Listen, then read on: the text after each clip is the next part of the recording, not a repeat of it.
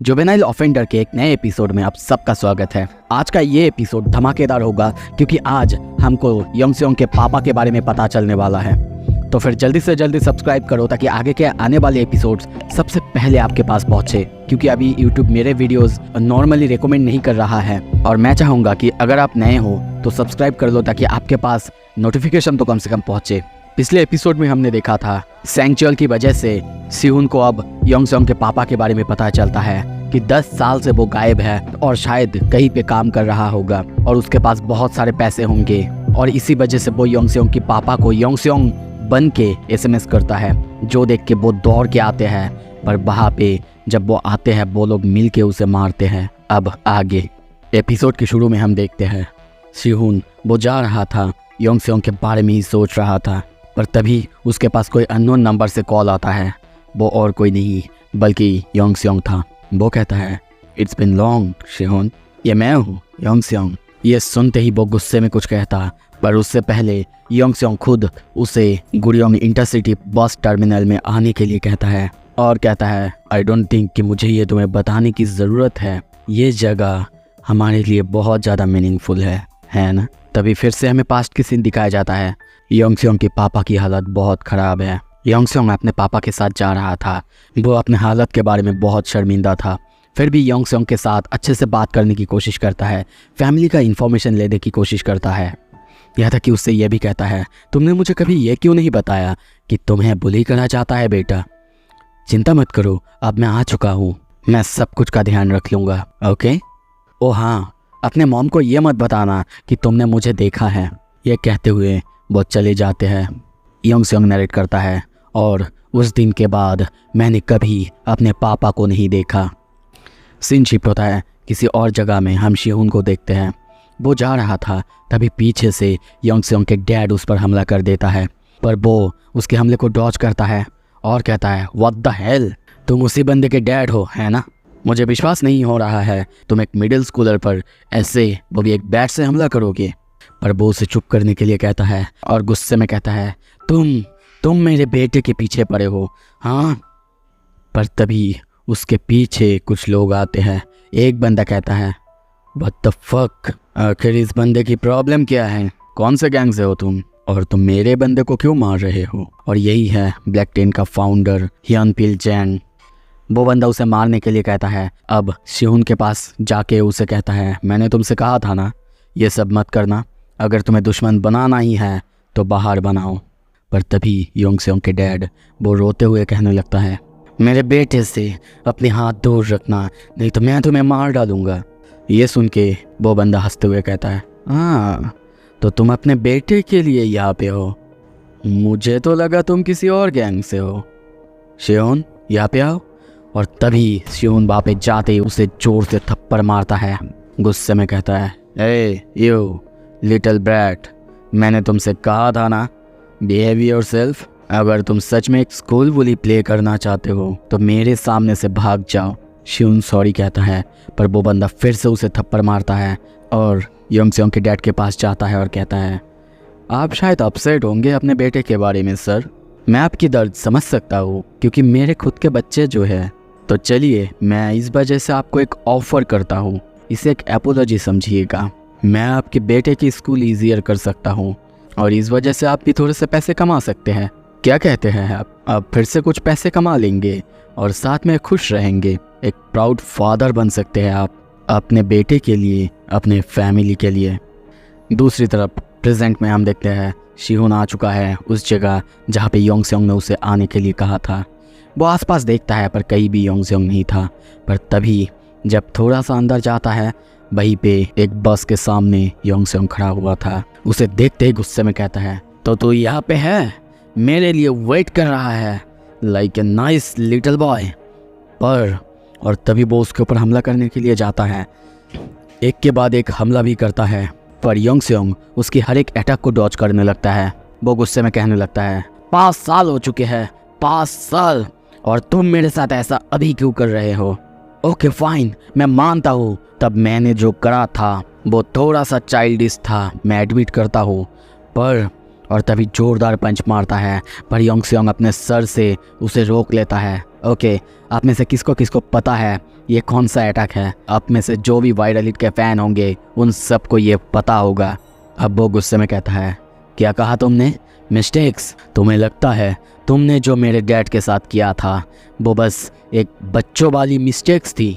और एक बार कहना कि मिस्टेक्स थी वो। और तभी जोर से एक थप्पड़ मारता है और अब एक के बाद एक मारने लगता है, यहाँ तक कि तभी देखते उसे उठा के उसे नीचे फेंकता है, जिससे उसका सर जमीन पे डायरेक्टली लगता है। दर्द से वो चीखने लगता है। वो कहता है, कम ऑन शियोन, बोलते रहो क्योंकि आज के बाद तुम कभी बोल नहीं पाओगे। वो अपने हाथ में बैंडेजेस बांधने लगता है। ये देख के वो पूछता है, आखिर तुम्हारे हाथ पे ये बैंडेजेस ये क्या कर रहे हैं? पर योंगसोंग कहता है, ओह ये, अरे ये तो तुम्हें पता होना चाहिए मेरे हाथ में ये आखिर क्यों है। उस दिन तुमने आखिर मेरे डैड के साथ ऐसा क्या किया था जिस वजह से मेरे हाथ में ये है? क्यों तुम मेरे 6 टारगेट बनी? और इन सारे बैंडेजेस के मतलब क्या है? ये कहते हुए उसकी आंखों से आंसू निकल आते हैं। हमें फिर से पास्ट के सीन दिखाया जाता है। हम उसके मास्टर यानी हॉबिन को देखते हैं। वो पूछता है, तो तुम इस बंदे को ऐसे टेक डाउन करोगे? अब योंगसोंग अपने मास्टर के सामने खड़ा हुआ था और कहता है, हाँ बिल्कुल, मैं ऐसे ही उसे ख़त्म करूँगा क्योंकि आपको भी पता है अगर मैं नॉर्मली उससे फाइट करने जाऊँगा तो उसे कभी हरा नहीं पाऊँगा। तो जीतने के लिए चाहे मुझे कुछ भी करना पड़े मैं करूँगा। ये सुन के हॉबिन कहता है, ओके मैं समझ चुका हूँ, मैं तुम्हारी प्लान के हिसाब से चल सकता हूँ, पर मुझे एक चीज़ जाननी है, तुम्हारे हाथ में ये बैंडेजेस क्यों है? हाँ मैं तुम्हें ये दिखा सकता हूँ बैंडेजेस के साथ फाइट कैसे किया जा सकता है। और तभी वो कहता है, इसके लिए एक रीज़न है कि मैं उसे इसी बैंडेजेस से हराऊँ, एक बहुत बहुत स्पेशल रीज़न।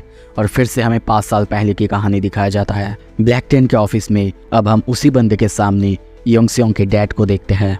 वो उससे पूछ रहा था वो कितने महीनों से ये काम कर रहा है। वो कहता है, लगभग 2 months sir, I am sorry अगर मैंने कोई गलती की हो। पर तभी वो उसके पास जाके उसे शाबाशी देते हुए कहता है कि उसने बहुत अच्छा काम किया। उसने सिर्फ कस्टमर्स की डेटा को सॉर्ट आउट नहीं किया बल्कि उनके साथ उनका जो पैसों का इशू था उन सबको भी सॉर्ट आउट किया था, जिसके वजह से उसे काफ़ी फ़ायदा हुआ। वहीं पे शिहुन को देखते हैं जो कि ये देख के थोड़ा सा जेलस हो रहा था। यहाँ तक कि वो बंदा योंगसोंग के डैड के काम से इतना ज़्यादा खुश था, वो भी उसकी तरह ईमानदारी का काम करना चाहता था। वो उससे ये सब कुछ कहता है कि शायद मैं कभी ना कभी ये सब कुछ बंद कर दूंगा और अच्छा एक बिजनेस का काम करूंगा। कुछ देर बाद हम शिहुन को देखते हैं। वो उसकी ये सारी बातें सोच रहा था। हियनपिल, तुम क्या चाहते हो? जब से योंगसोंग के डैड ने ज्वाइन किया है तब से तुम बदल से गए हो, बहुत हंसने लगे हो और अब तुम क्विट करना चाहते हो इस बिजनेस को। क्या तुम पागल हो चुके हो? तभी उसके पीछे कुछ और बंदे आते हैं जो कि इसी टेंशन में थे। कहता है, अगर सब कुछ ऐसे ही चलता रहा तो शायद हम पूरी तरह से बर्बाद हो जाएंगे, हमें कुछ करना होगा शियोन। ये सुन के वो कहता है, हाँ मेरे पास एक प्लान तो है। एक बस ड्राइवर है जिसे मैं जानता हूँ, वो क्विक मनी के लिए कुछ भी करेगा। कुछ देर बाद हम योंगसोंग के डैड को बहुत ही अच्छे सूट बूट में अपने घर वापस जाते हुए देखते हैं। वो बहुत खुश था, अपने फैमिली से मिलने के लिए बहुत ज़्यादा एक्साइटेड था। तभी वो ग्योंगमिन इंटरसिटी बस टर्मिनल में जाता है और वहाँ पे जाके एक टिकट सियोल के लिए मांगता है। वहाँ पे जो लेडी थी वो उसे देख के बहुत खुश थी क्योंकि अब वो पहले से अच्छा लग रहा था, अच्छा दिख रहा था और बहुत खुश भी था। कुछ देर बाद हम उसे बस के अंदर देखते हैं। वो अपने फैमिली के बारे में ही सोचे जा रहा था, पर तभी जब वो देखता है बस के अंदर कोई भी नहीं था। तभी बस एक जगह आके रुकता है और वहीं पे हम देखते हैं शिहुन अपने कुछ बंदों के साथ आता है। वो समझ नहीं पाता, कहता है, शिहुन तुम यहाँ पे आकर क्या कर रहे हो?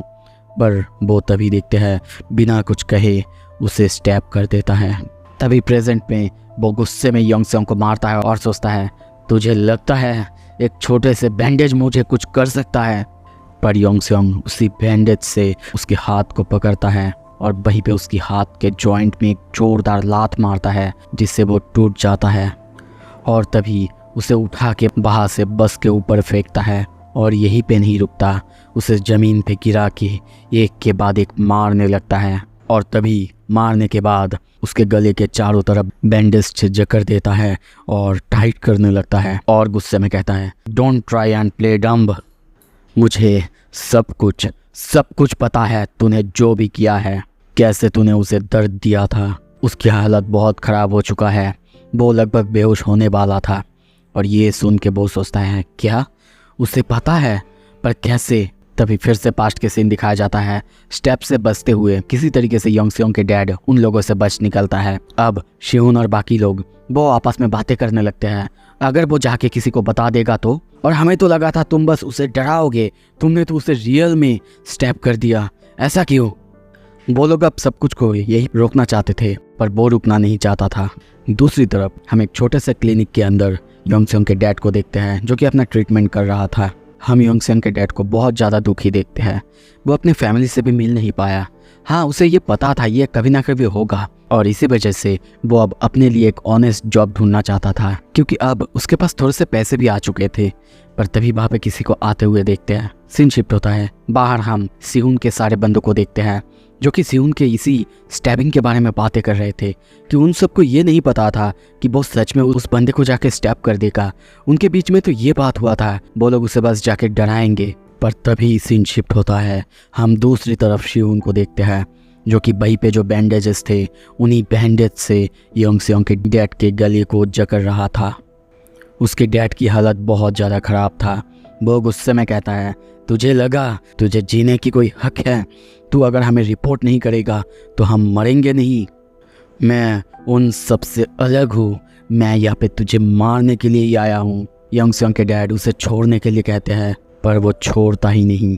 सीन तभी प्रेजेंट में आता है। योंग स्योंग भी उसे बिल्कुल वैसे ही पकड़ा हुआ था जैसे कि उसने उसके डैड को, और कहता है तुमने मेरे डैड को बैंडेज से ही मारा था, मुझे सब कुछ पता है, और उसके बाद तुमने मेरे पापा के मौत को छुपा दिया और फिर ब्लैक टेन को टेक ओवर कर लिया।